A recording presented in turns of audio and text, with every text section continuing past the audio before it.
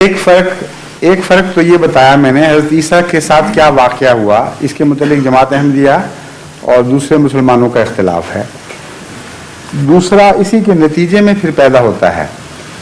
کہ اگر حضرت عیسیٰ علیہ السلام فوت ہو گئے ہیں تبھی موت اور زندہ آسمان پر نہیں اٹھائے گئے، تو وہ کون ہے جس کا ذکر ملتا ہے حدیثوں میں کہ ابن مریم تم میں ضرور آئے گا، اور آن حضرت صلی اللہ علیہ وآلہ وسلم خدا کی قسم کھا کے کہتے ہیں کہ وہ ذات جس کے ہاتھ میں میری جان ہے اس کی قسم کھاتا ہوں کہ ابن مریم تم میں ضرور نازل ہوگا اور آ کے کچھ کام کرے گا، وہ صلیب کو توڑے گا، وہ سور کو قتل کرے گا، وہ دجال کو مارے گا وغیرہ وغیرہ۔ تو اگر وہ فوت ہو گئے ہیں تو یہ ابن مریم پھر کون ہے؟ یہ دوسرا سوال اٹھتا ہے۔ اس کا جواب یہ ہے کہ ہمیشہ ہی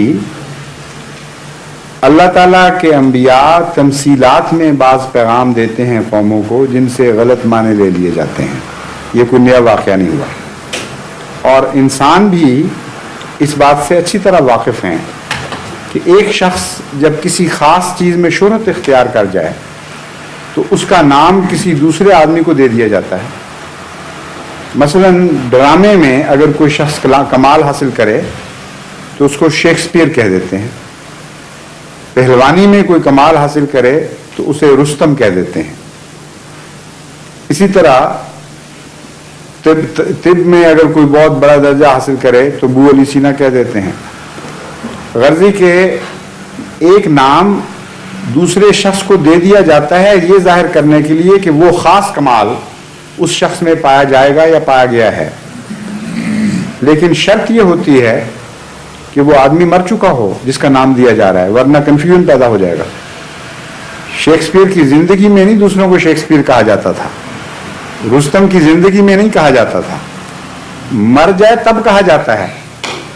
تو اگر حضرت رسول کریم صلی اللہ علیہ وآلہ وسلم تمثیلی نام دے رہے تھے تو حضرت عیسیٰ کی موت ضروری تھی، ورنہ پھر وہ اصلی عیسیٰ کی طرف بات چلی جاتی ہے۔ تو ہم چونکہ قرآن کریم سے یہ ثابت کرتے ہیں کہ عیسیٰ علیہ السلام صلیب سے زندہ اتر آئے اور بچ گئے اور کشمیر چلے گئے ہجرت کر کے، اور پھر تبھی موت فوت ہوئے، اس لیے ہمارا عقیدہ یہ ہے کہ یہ ساری حدیثیں ایک تمثیلی وجود کے متعلق ہیں جس کو مسیح ابن مریم کا نام کچھ مشابہتوں کی وجہ سے دیا جانا تھا، ورنہ پرانا مسیح دوبارہ دنیا میں نہیں آئے گا۔ سب سے آسان فیصلے کا طریق یہ ہے کہ حضرت مسیح جن کی ذات کے بارے میں جھگڑا ہے کہ ان کا نام تمثیلی طور پر استعمال ہوا روحانی معنوں میں یا سچ مچ، ان سے فیصلہ کروا لیا جائے، ان سے بہتر جج اور کوئی نہیں ہو سکتا۔ چنانچہ جب حضرت مسیح کی طرف اس جھگڑے کو لے کے جائیں تو ایک بڑی دلچسپ بات سامنے آتی ہے۔ حضرت مسیح سے پہلے بھی ایسی ہی ایک پیشگوئی موجود تھی کہ ایلیا نبی زندہ آسمان پر رتھ پر بیٹھ کے چلا گیا ہے، اور مسیح کے آنے سے پہلے وہ آسمان سے اپنے جسم سمیت اترے گا اور منادی کرے گا کہ مسیح کی بادشاہت کے دن آ گئے ہیں، تم تیاری کر لو۔ چنانچہ جب حضرت مسیح نے دعویٰ کیا تو آپ کے ماننے والوں کو لوگوں نے چھیڑنا شروع کیا، جس طرح آج کل بعض غیر احمدی علماء احمدیوں کو چھیڑتے ہیں کہ جناب ہم مان تو جائیں گے مگر وہ آسمان سے جس نے آنا تھا وہ کہاں گیا؟ زندہ آسمان پر گیا ہے، زندہ آسمان سے اترے تو وہ پہلے آئے گا، اس کو ہم پہچان لیں گے پھر تمہیں مان جائیں گے، لیکن وہ تو دکھاؤ کہاں ہے۔ اس پر حضرت مسیح کو جب حواریوں نے بتایا کہ اس طرح ہمیں کہتے ہیں کہ ایلیا تو نکالو پہلے، وہ آسمان پہ ہی بیٹھا ہے، مسیح پہلے ہی آ گیا، تو حضرت مسیح نے حضرت یحییٰ کا ذکر کرتے ہوئے فرمایا،